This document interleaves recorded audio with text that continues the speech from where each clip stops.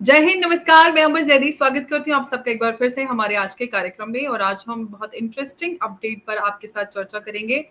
Kolar gold fields, जिसको भारत सरकार ने 2001 में बंद कर दिया था, अब उन कोलार गोल्ड फील्ड्स को वापस से सरकार उस पर शुरुआत करी है, जिसके ऊपर फिल्म भी बनी थी केजीएफ, और काफी बड़ी एक फिल्म रही और सुपर डुपर हिट पे रही।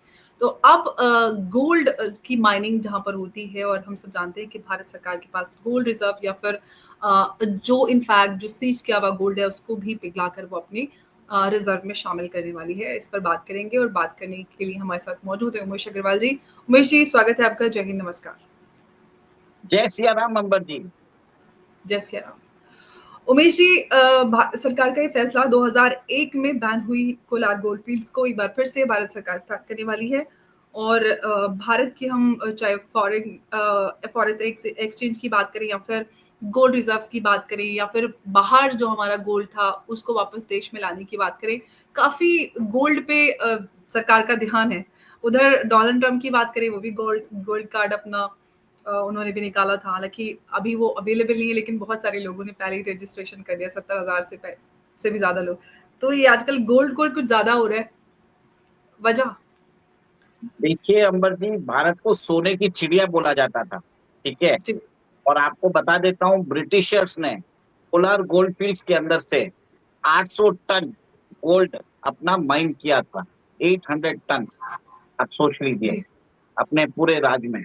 और वो जो माइन थी, आपने जैसे बताया था, 2001 में भारतीय सरकार ने उसको बंद कर दिया था, क्योंकि उस समय आपको मालूम था गोल्ड का दाम बहुत नीचे आ गया था।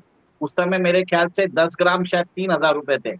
और आज आपको मालूम है कि 1 ग्राम शायद 10,000 रुपया है।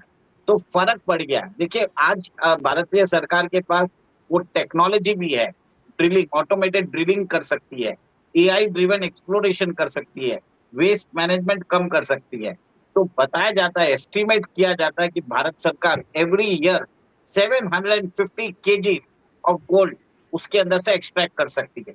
अब ये देखिए कि आपको मालूम है, केजीएफ को बोला जाता था as a golden city of India. और ये जो स्टेप है, इससे उस एरिया के अंदर कोलार गोल्ड फील्ड में अपॉर्चुनिटीज बनेगा फॉर जॉब्स। उसके अंदर इंफ्रास्ट्रक्चर डेवलपमेंट होगा। और सेकेंड, भारतीय सरकार वो भी देख रही है कि अगर उसको टूरिस्ट स्पॉट जैसा बना सके, तो वो भी बनाने की कोशिश की जा रही है। तो एंटायर एरिया का अपलिफ्ट होने वाला है। देखिए, इसके अंदर माइनिंग के साथ टूरिस्ट स्पॉट भी बनाने वाली है।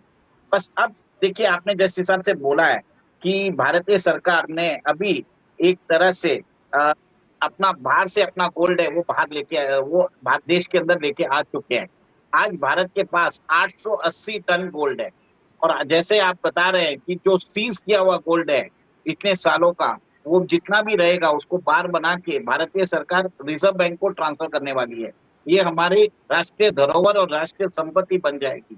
जो भी गोल्ड, भले ही आपने कस्टम से सीज किया होगा, किसी ने अपने पेट में डाला होगा, किसी ने अपने कहाँ कहाँ निकाल के लेके आए हैं, जो भी कस्टम्स ने सीज किया है या आपके कोस्ट गार्ड ने सीज किया है, एवरीथिंग एक तरह से उसको पिघला के एक तरह से उसको राष्ट्रीय धरोहर घोषित कर दिया गया है। इसके कारण भी हमारा गोल्ड रिजर्व बढ़ेगा। और एक चीज नोट कर लीजिए, हमारा फॉरेन एक्सचेंज रिजर्व देश के अंदर, आपको मालूम था 1991 में हमारे पास 3 या 4 बिलियन डॉलर भी नहीं थे। आज हमारे पास 697 बिलियन डॉलर्स है। और ये 2014 में हमारे पास 200 बिलियन डॉलर भी नहीं थे। तो मोदी सरकार आने के बाद आप ये देखिए कि देश के अंदर विदेशी इन्वेस्टर्स का एक तरह से कॉन्फिडेंस बढ़ा है। भारत के अंदर वो अपने निवेश करते जा रहे हैं। इससे पहले 692 था और कंटिन्यूसली बढ़ता जा रहा है। देखिए, भारत का जो ऑल टाइम रिजर्व जो हाइट है वो 704 बिलियन डॉलर था, जो 2 साल पहले हुआ था। उसके बाद आपको मालूम है करेंसी डिप्रिशिएट हो रही थी, जिसके कारण जो चुनाव का वक्त भी था, तो बहुत सारे विदेशी निवेशकों ने अपना पैसा भी निकाला था कि ताकि भारत के अंदर एक तरह से भारत की इकोनॉमी को डीरेल किया जाए। वो भी नहीं हुआ।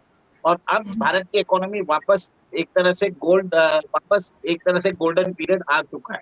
और इस गोल्डन पीरियड में आरबीआई क्या कर रही है, अपना रिजर्व भी बढ़ा रही है। आज जी। जैसे मैंने बताया है, आरबीआई के पास 880 टन ऑफ गोल्ड है। एक साल पहले 822 टन था। मतलब आप सोचिए एक साल में 57 से 58 टन बढ़ाया है और कंटिन्यूसली वो कुछ ना कुछ लेता जा रहा है। मेरे हिसाब से ये डेटा रिलीज होगा तब मैं आपको बता दूंगा आज कितना है। ये थोड़ा पुराना डेटा है जिसके हिसाब से बताता हूँ। Central banks around the world have started buying gold. इन्होंने 3 साल तक कंसिक्यूटिवली 1000 टन कंसिक्यूटिवली बाई किया है। आज जो टोटल वर्ल्ड के अंदर जो बताते हैं central bank owning gold is 36,000 ton और भारत 880 टन भारत के पास है। और भारत आज 8th लार्जेस्ट नेशन है जिसके पास गोल्ड रिजर्व है। एक चीज और नोट करिए, विदेशों में जो हमारा गोल्ड था वो भारत लेके आ गई है 200 टन। अभी भी 300 टन बाहर पड़ा है और भारतीय सरकार मोस्ट प्रोबेबली उसको भी भारत के अंदर लेके आ सकती है। क्योंकि जिस हिसाब से अभी अर्थव्यवस्था हो रही है, अगर आपके कोई डिफरेंसेस अमेरिका के साथ हो जाते हैं तो अमेरिका आपके गोल्ड रिजर्व और अमेरिका और यूके आपके मिलकर आपके गोल्ड रिजर्व को एक तरह से फ्रीज कर सकते हैं। गोल्ड उनके पास है, जैसे उन्होंने रशिया का किया था, उसके बाद उसके ऊपर सैंक्शन लगाए थे, उसको स्विफ्ट नेटवर्क से हटाया था। तो भारतीय सरकार ने सारा चीज देख के उन्होंने क्या किया है, अपने डॉलर रिजर्व को थोड़ा सा कम करके वो गोल्ड रिजर्व में ज्यादा बढ़ा रहे हैं, जिसके कारण एक स्टेबल करेंसी बनता है, भारत की स्टैंडिंग बढ़ती है। ये और अपने जो फॉरेन रिजर्व की जो परसेंटेज ऑफ गोल्ड रिजर्व है, इट इज 12%। ये सबसे ज्यादा है। और आपने जिस हिसाब से बताया है कि major countries are now always buying gold. और सेकंड आप देख लीजिए अमर जी, ऐसा है एक सर्वे किया, एक सर्वे एक तरह से कंडक्ट किया गया था, उसमें पूछा गया था वर्ल्ड के सेंट्रल बैंकर्स को कि आगे भी आपको क्या गोल्ड का आप गोल्ड अक्यूमुलेट करोगे। तो सब लोगों ने बोल दिया कि हम गोल्ड अक्यूमुलेट करेंगे। अभी बताता हूँ, चाइना जिसके पास 2013 में 1.6 trillion dollar of US treasury bond था, आज उसके पास 750 757 बिलियन डॉलर है। उसने एक तरह से अपनी जो रिजर्व है यूएस डॉलर में वो कम करता जा रहा है। और जो उस हिसाब से यूएस डॉलर्स के अंदर लोगों का विश्वास कम होता जा रहा है, ये आप देख रहे हैं कि सॉवरेन कंट्रीज अपने यूएस बॉन्ड्स को एक तरह से लिक्विडेट करती जा रही है और वो डाइवर्सिफाई कर रही है गोल्ड के अंदर।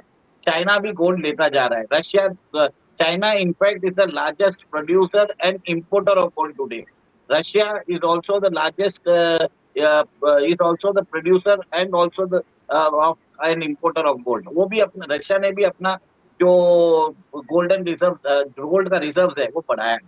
तो ये चीज मैं आपको बताना चाहता हूँ, भारत के अंदर बहुत बड़ा डिफरेंस आ चुका है।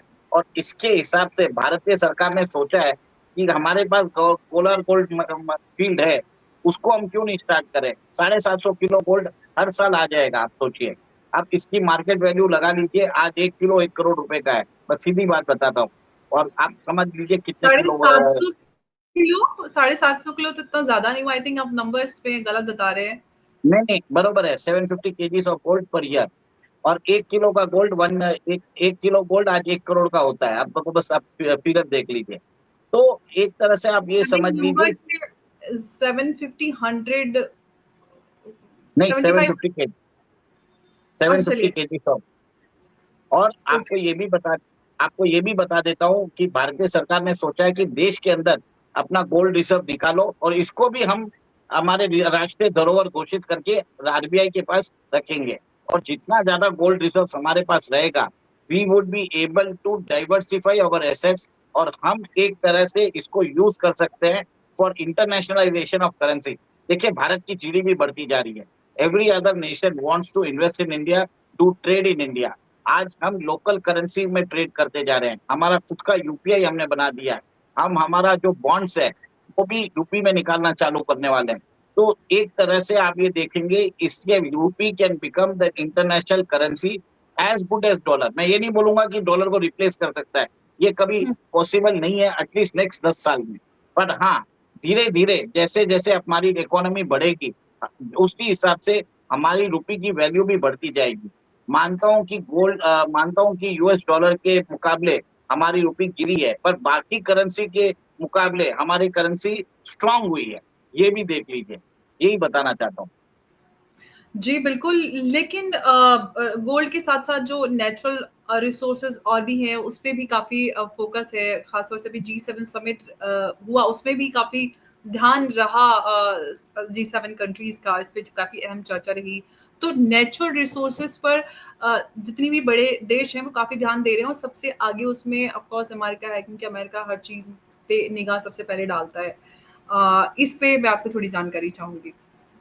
देखिए, अमेरिका ने पाकिस्तान को एक तरह से इसके लिए उसने चुना है, क्योंकि पाकिस्तान ने बलूचिस्तान को ऑक्यूपाई करके रखा है। तो ये बलूचिस्तान के रिसोर्सेस है जो पाकिस्तान ने ऑक्यूपाई कर लिया, और वो यूएस को ऑफर कर रहा है। वहाँ की रिकॉर्डिक माइंस में लिथियम रिजर्व है, कॉपर रिजर्व है, गोल्ड रिजर्व है। और अब एक तरह से पाकिस्तान को बोल भी दिया है कि आपको हमारे साथ ईरान का वॉर भी लड़ना है, आपको हमको बेसिस भी देने पड़ेंगे, आपकी मिलिट्री हमारे कमांड में रहेगी। और एक तरह से ये बता देता हूँ कि आसिफ मुनीर ने तो एक तरह से डोनाल्ड ट्रंप को खुदा पाकिस्तान से नवाज दिया, ठीक है, वो वैसा हो गया। सेकंड, आप ये देखिए, भारत ने अभी अपने रेयर अर्थ मिनरल्स जो वो जापान को एक्सपोर्ट करता था वो बंद कर दिया है। और आज ही खबर आई है कि एक कंपनी है जिसको बता दिया है कि आप इसको एक्सप्लोर करके यहीं पे एक तरह से रिफाइनिंग भी करिए। आपको मालूम है, चाइना ने हमको वो मैग्नेट देना बंद कर दिया, जिसके कारण हमारा ईवी प्रोडक्शन कम हो गया है। उस ईवी प्रोडक्शन के लिए वो रेयर अर्थ मिनरल जरूरी है। तो भारत क्या कर रहा है, अब अपना डोमेस्टिक प्रोडक्शन बढ़ा रहे हैं। हम अपना डोमेस्टिक प्रोडक्शन भी देखेंगे और एक्सपोर्ट भी करने वाले हैं। और आपको बता देता हूँ, भारत के पास 6.9 million ton of rare earth minerals है। तो और आज की डेट में हम सिर्फ 3,000 किलो हम एक तरह से एक्सट्रैक्ट कर रहे हैं। और आपसे आपके शो के माध्यम से हमने 6 महीने पहले ही बता दिया था कि कैसे अंडमान के अंदर हमने इतना ज्यादा जो रिजर्व्स हमने एक तरह से अभी हमारे पेट्रोलियम मिनिस्टर ने तो अभी घोषणा की है। हमने तो 6 महीने पहले ही बता दिया था, जहां पे मैंने आपको बोला भी था, आपको याद होगा, हमारे जी। पास इतना रिजर्व है कि अगले 70 साल तक हमको क्रूड इंपोर्ट करने की भी जरूरत नहीं है। और आज आप सब लोग उसको कवर कर रहे हैं। देखिए, हमारी जो चीजें रहती है वो हेड ऑफ टाइम रहती है, हम लोगों को बता देते हैं कि ये सब पॉसिबिलिटी है। बट आप ये चीज नोट करिए कि भारत एक सुपर पावर बनने की कगार पे है।